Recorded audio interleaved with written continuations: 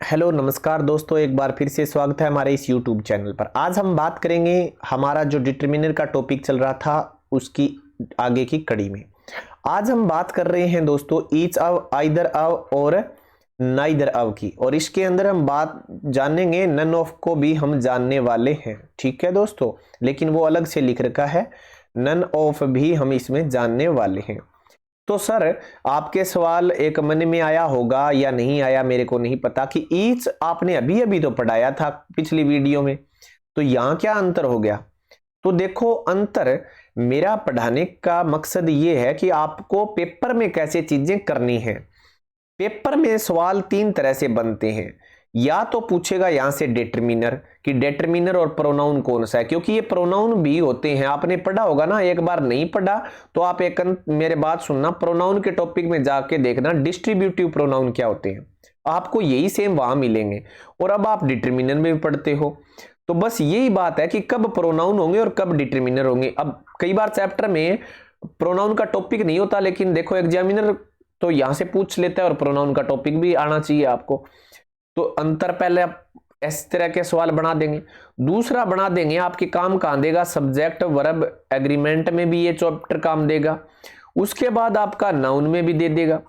Determiner में किस तरह के सवाल बनेंगे ये बातें पता होनी चाहिए आपको। यहां से सवाल आपको यहां से ये बनते हैं कि प्रोनाउन या डिटरमिनर की पहचान के बनते हैं, क्यों बनते हैं वो आपको पता चल जाएगा यहां से। ठीक है, तो देखो कैसे बनेंगे। अब पहली बात आती है इनके बाद, ईच अव के बाद, आइदर अव के बाद और नाइदर अव के बाद। ये अव होता है, इसकी साउंड आपको पता ही होगी।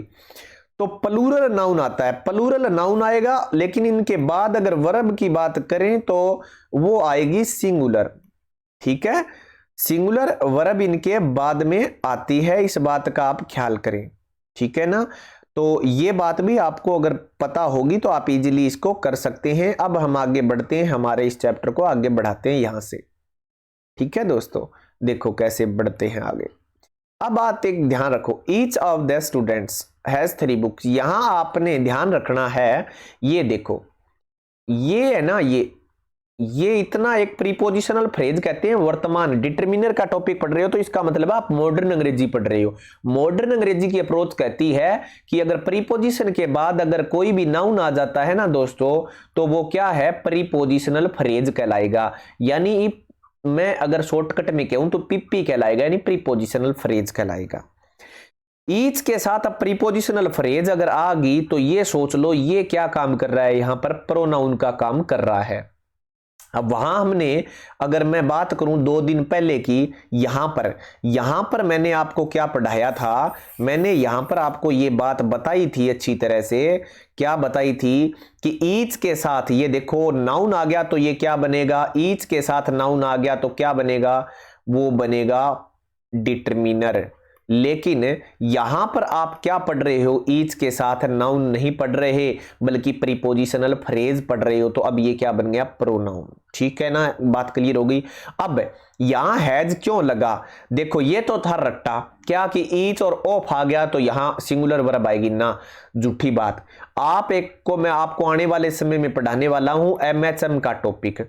इस एमएचएम का मतलब क्या होता है, इसका मतलब होता है एडवर्ड, इसका मतलब होता है पोस्ट मॉडिफायर यानी बाद में मॉडिफाई करने वाला, और इसका मतलब होता है पहले मॉडिफाई करने वाला, प्री मॉडिफायर। मॉडिफाई क्या होता है जी, गाड़ियों में आपने अलग अलग हॉर्न लगवा लेते हो, कोई बड़ा कोई बाइक पर कुछ चिपवा लेता है, कोई कुछ चिपका लेता है, ये मॉडिफाई तो करते हैं कि नहीं करते, सुंदर बनाने के लिए। इसी तरह से वाक्यों को भी इसी तरह से मॉडिफाई किया जाता है। तो कहने का अभिप्राय, ये वर्ब एडवर्ड के अनुसार लगती है, और यहां एडवर्ड ईच है। देखो, ईच हैज 3 बुक्स, प्रत्येक के पास, प्रति एक के पास 3 किताबें हैं, हर इंसान के पास 3 किताब हैं। तो ये वाक्य तो पूरा है, लेकिन इसमें नया ऐड क्या किया कि ऑफ द स्टूडेंट्स, जो स्टूडेंट्स है ना उनके, उनमें से जितने भी स्टूडेंट हैं उनमें से प्रत्येक के पास कितनी बुक्स हैं, 3। क्लियर हो गया, ओके।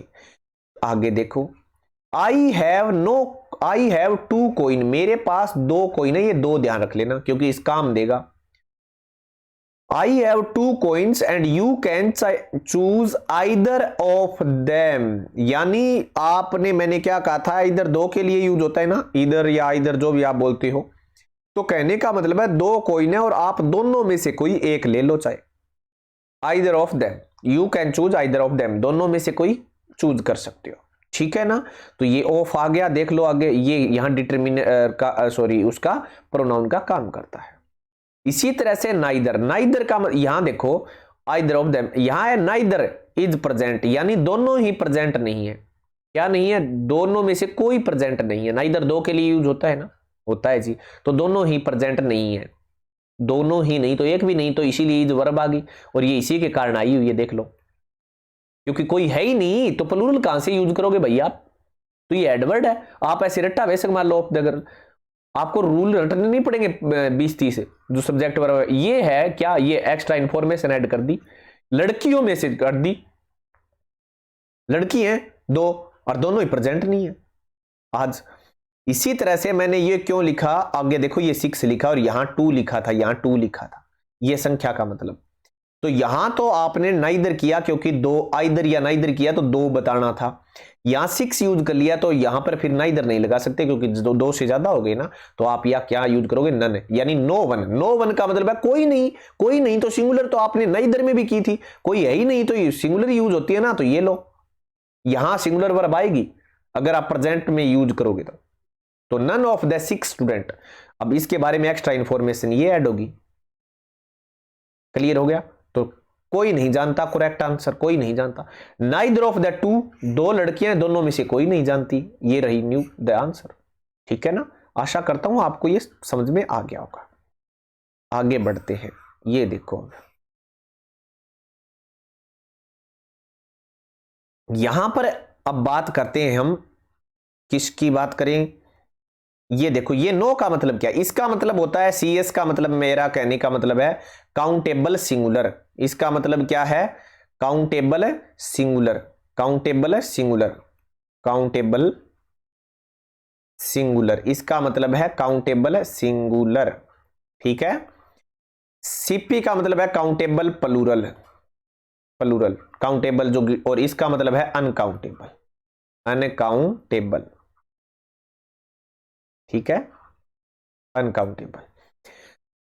अब कहने का मतलब है नो तीनों के साथ ही आ सकता है, तो इसका मतलब आपको याद करने की जरूरत नहीं है कि किसके साथ आएगा, ये तीनों तरह के नाउन के साथ आ जाएगा, चाहे काउंटेबल हो, चाहे अनकाउंटेबल हो, चाहे वो प्लूरल हो, चाहे सिंगुलर हो, कोई फर्क नहीं पड़ता, तो डी ठीक है। तो इसलिए यहां क्या लिखा है, no news, no news, clear. यहां क्या लिखा है, नो न्यूज, ये देखो no news is good news, यहां वर्ब फिर आगे सिंगुलर देख सकते हो क्योंकि कोई खबर है ही नहीं, कोई खबर है ही नहीं ना, तो इजी आना है, प्लूरल कहां से लगाओगे, अगर होगी तो लगाएंगे। तो no news is good news. I have, मेरे पास कोई भी किताब नहीं है, तो यहां पर आपके नाउन तो चाहे आगे कोई हो लग ही जाता है। इसी तरह से सी सेंट, अब एक बात सुनो, ये नो पर्सन, अब इससे कैसे प्रश्न पूछेगा जी, इससे प्रश्न पूछ लेगा नो बताओ क्या है, तो नो, नो क्या हुआ, यहां डिटरमिनर है, क्लियर हो गया ना। लेकिन डिटरमिनर का पता कैसे चलेगा, ये देख लो, इसके बाद न्यूज आया हुआ है ना, में नाउन आया है और नाउन आना जरूरी है। इसी तरह से नो के बाद बुक है या नहीं है, तो ये रहा नाउन, इसीलिए ये डिटरमिनर कहलाया। ही सी सेंट, उसने भेजा, क्या भेजा, नो मैसेज, कोई मैसेज नहीं भेजा मेरे को, तो ये आ गया ना no. I have no knowledge, कोई नॉलेज नहीं है भैया, मैं तो अबाउट हिज अराइवल, कब आएगा कब जाएगा।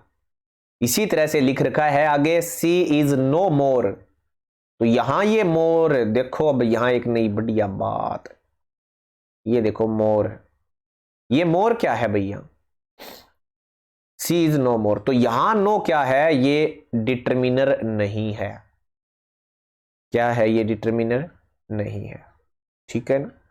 जैसे क्यों नहीं है, क्योंकि यहां आगे नाउन नहीं है, ये मोर क्या है, तो ये क्या हो गया, यहां पर ये एडजेक्टिव का काम कर रहा है, एडवर्ब का काम कर रहा है।